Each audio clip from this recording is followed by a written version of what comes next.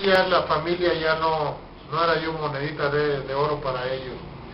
Y de ahí nace que paso por el vestidor, llevaban a Dos Caras en camilla, y paso rumbo al vestidor y oigo una persona, un niño llorando, un joven, no tan niño, y que volteo y veo que era Dos Caras Junior, que me empieza a amenazar que algún día iba a ser grande y se iba a ser luchador exclusivamente para vengar a su papá, diciéndolo con otro tipo de palabras, ¿no?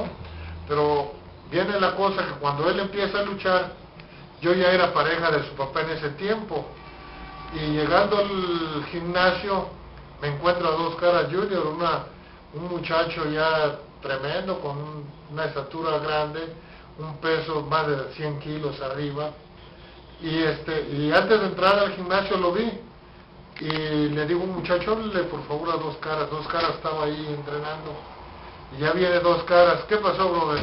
Y le digo, ¿ya le dijiste a tu chavo que somos parejas? Le digo, no vaya a ser que ahorita se me venga encima. Y nomás se empezó a reír Dos Caras.